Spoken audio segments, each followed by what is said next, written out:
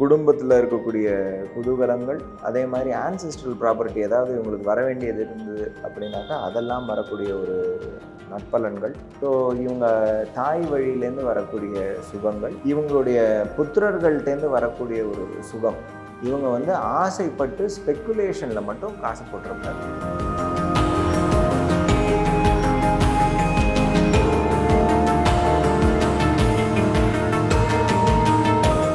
வணக்கம், welcome to TVK yoga and astrology. இன்னைக்கு நம்ம கூட astrologer and yoga master V Ramanan இருக்காரு. ஆவணி மாதம் சிறப்பு பலன்களை பார்த்துட்டு வரோம். அந்த வரிசையில கடக ராசிக்கு ஆவணி மாதம் எப்படி இருக்கும்னு கேட்டு தெரிஞ்சுக்கலாம். வணக்கம் சார். வணக்கம். ஆவணி மாதம் கடக ராசிக்கு எப்படி இருக்கும்?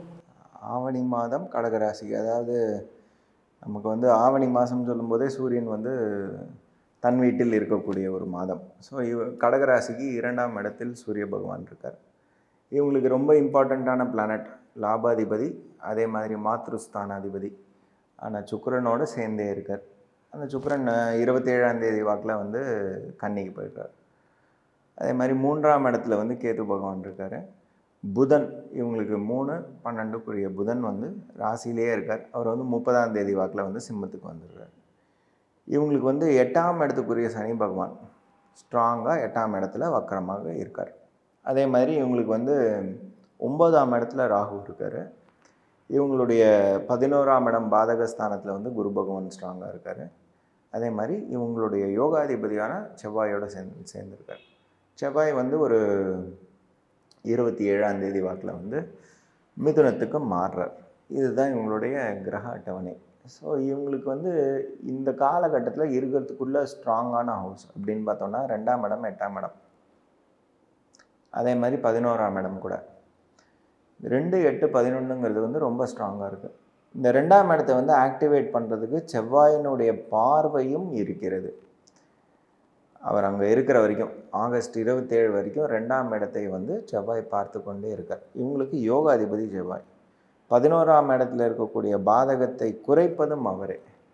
குரு பகவான் வந்து எல்லாத்தையும் விருத்தி செய்யக்கூடிய வேலை. ஸோ எல்லாத்தையும் பெருசாக்கிண்டே இருப்பார்.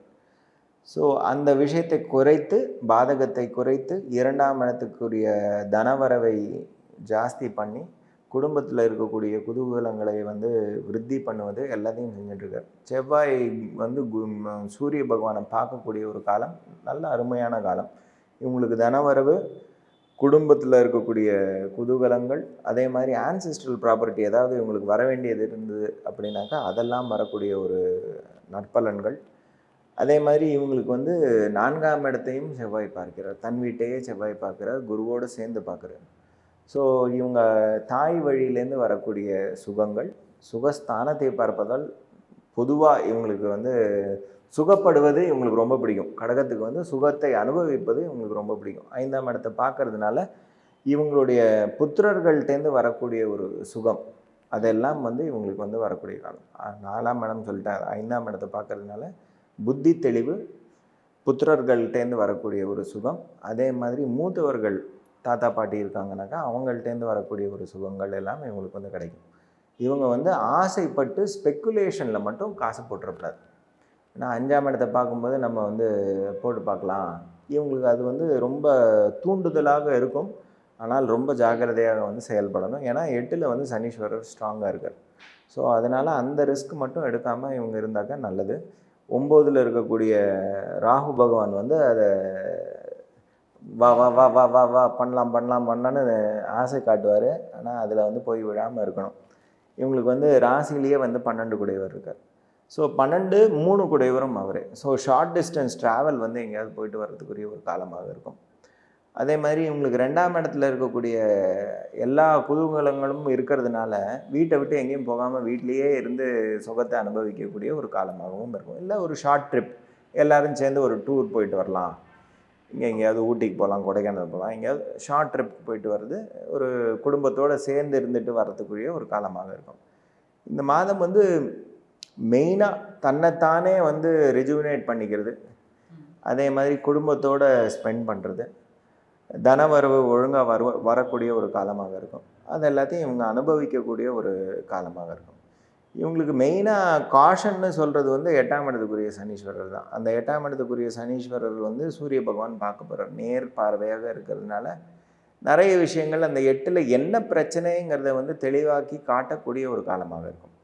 ஸோ இந்த காலத்தில் இதுதான் பிரச்சனையா, சரி சால்வ் பண்ணிக்கலாம் அப்படிங்கிற ஒரு மன தைரியமும் வரக்கூடிய ஒரு காலம். 3 கூடிய புதன் வந்து ராசியிலே இருக்கார் ஆரம்பிக்கும்போது. ஸோ அதனால் இவங்களுக்கு வந்து மனத்தெளிவு, புத்தி தெளிவு ரெண்டும் இந்த மாதத்தில் வந்து கிடச்சிரும். 5ஆம் இடத்தை வந்து செவ்வாயை பார்க்கறதுனாலையும் குருவும் பார்க்கறதுனாலையும் அது ரெண்டும் கிடச்சதுனால இவங்க வந்து ஃபர்தர் மூவ் ஆகலாம். ஆனால் என்ன, அந்த 8ஆம் இடத்துல இருக்கக்கூடிய சனீஸ்வரர் வந்து எல்லாம் டிலே ஆகிட்டே இருக்கும்.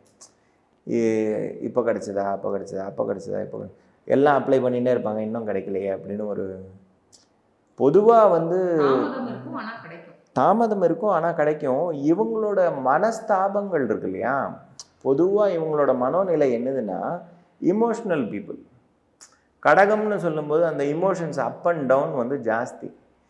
ஸோ கொஞ்சம் ப்ராக்டிக்கலாக இருந்து கொஞ்சம் பேஷன்ஸ் இவங்க வச்சுட்டாங்கனாக்கா விஷயங்கள் எல்லாம் பாசிட்டிவாகவே முடியும். அதை ரொம்ப நெகட்டிவாக திங்க் பண்ண வேண்டாம். டிலே ஆகும், பட் நாட் டினையல். ஆனால் எல்லா விஷயமும் இந்த மாதம் வந்து ரொம்ப குதூகலமாக இருக்கக்கூடிய ஒரு காலமாக இருக்கும். கடகத்துக்கு சந்தோஷமான ஒரு பீரியட். இவங்க ஷார்ட் ட்ரிப் போயிட்டு வரலாம், மெயினாக ஃபேமிலியோடு ஸ்பெண்ட் பண்ணக்கூடிய ஒரு டைம், இதெல்லாம் வந்து இவங்களுக்கு இருக்கக்கூடிய ஒரு பாசிட்டிவான விஷயம். தொழிலுக்கு போகிறவங்க, சொந்த தொழில் செய்பவர்களுக்கு வந்து இந்த காலகட்டத்தில் வந்து சொந்த தொழில் ஸ்தானத்துக்கு 9ஆம் இடத்துல சூரிய பகவான். ஸோ தொழில் விருத்தி, தொழிலில் ஒரு ரெக்கக்னிஷன், தொழிலுக்காக வேண்டிய ஒரு டூர் போயிட்டு வருவது, இதெல்லாம் வந்து அவங்களுக்கு நடக்கும். இது சொந்த தொழில் பார்ப்பவர்களுக்கு அப்படின்னு சொன்னோன்னாக்கா 10ஆம் இடம் வந்து நமக்கு வந்து இதுவாக வரும், செவ்வாய் வீடு. செவ்வாய் வந்து 12ஆம் இடத்துக்கு வர்றதுனால ஃபாரின் கான்ட்ராக்ட் வருவது, குரு பகவானோட சேர்ந்து இருக்கக்கூடிய காலகட்டத்திலேயே ஒரு ஃபாரின் கான்ட்ராக்ட் வருவது, இல்லை ஃபாரின் சோர்ஸ் ஆஃப் இன்கம் உள்ளுக்குள்ளே வர்றதுக்குரிய ஒரு பிரயத்தனத்தில் இவங்க இருப்பாங்க.